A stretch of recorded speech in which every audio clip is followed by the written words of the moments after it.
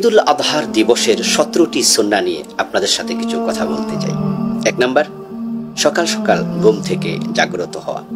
2 number, সকালবেলায় মিসওয়াক করে নেয়া। 3 নাম্বার, উত্তম রূপে গোসল করে নেয়া। 4 নাম্বার, শরিয়া সম্মতভাবে নিজের ভালো পোশাক পরিধান করা। 5 নাম্বার, সাজসজ্জা গ্রহণ করা। 6 নাম্বার, সুগন্ধি বা আতর ব্যবহার করা।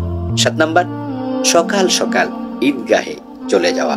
8 নাম্বার, ঈদগাহে যাওয়ার পূর্বে কোরবানির ঈদে খাদ্য গ্রহণ না করা। 9 নাম্বার, ঈদগাহে যাওয়া আসার সময় রাস্তা পরিবর্তন করা। 10 নাম্বার, পায়ে হেঁটে যদি সম্ভব হয় ঈদগাহে যাওয়া।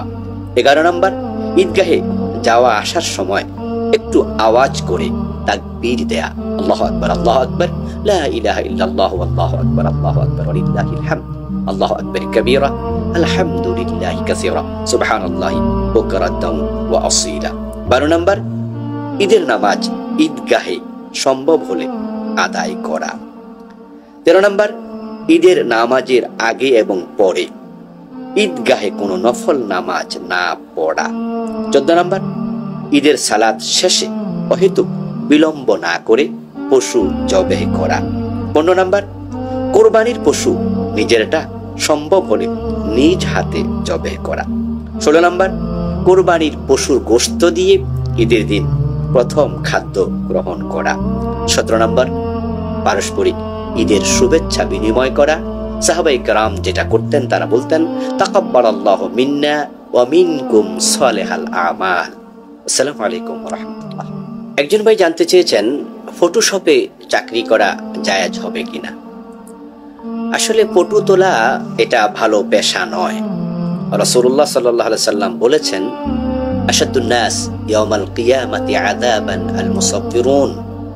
যারা ছবি তৈরি করে কিয়ামতের দিন তাদেরকে সবচেয়ে বেশি আযাব দেয়া হবে। তো আপনি সেটা যদি তাসবির হয়, সূরা হয়, ছবি সেটাও হবে, তামাসিল হয়, সেটা মূর্তি হয় সেটা হবে, অথবা ভাস্কর্য হয়, অর্থাৎ কোনো মাখলুক তৈরি করা, আল্লাহ তাআলা প্রাণওয়ালা যে প্রাণীগুলো বানিয়েছেন তার অবিকল তৈরি করা, এটাকে মূলত সূরা বলা হয়। তো যারা এটা করবে, প্রিয় নবী বলছেন তাদেরকে সবচেয়ে কঠিন শাস্তি দেওয়া হবে। প্রশ্ন হবে, যদি ছবি না তুলি তাহলে আপনি পাসপোর্ট করে বিদেশ যাবেন কিভাবে, হজে যাবেন কিভাবে, প্রয়োজন তো আছে। তখন আমরা বলবো এই কাজগুলো অমুসলিমরা করুক। তাম পৃথিবীতে এমন কোন দেশ আছে যেখানে অমুসলিম নাই? সব জায়গায় তো আছে কম বেশি। হ্যাঁ, যদি কোনো জায়গায় এমন হয় যে না কোনো মুসলিমই নাই, সেটা কোনো না কোনো মুসলিমকে করা লাগবে, তাহলে এমন মুসলিম করুক যে মুসলিম এসব মাসলার ধার ধারে না। মুসলমানদের মাঝে তো এমন অনেকে আছে যারা 5 ওয়াক্ত নামাজই পড়ে না, আখিরাতে কি হবে না হবে চিন্তাই নাই। যারা এই মাসআলায়ে বোঝে না তারা এই সমস্ত কাজ করুক, কিন্তু আপনি তো ভালো মানুষ, আপনি তো আল্লাহকে ভয় পান, সুতরাং এই জাতীয় পেশায় আপনি নিজেকে নিয়োজিত করবেন না। রিজিক তো রাজ্জাকের হাতে, অন্য কোনো পেশাকে গ্রহণ করুন। এই জন্য আমরা বলবো এই জাতীয় ছবি তোলা, ছবির দোকান দেয়া, সিগারেট বিক্রি করা, মদ বিক্রি করা, এই জাতীয় কাজের সাথে কোনো মুসলমান সম্পৃক্ত হবে এটা ঠিক নয়। আসসালামু আলাইকুম।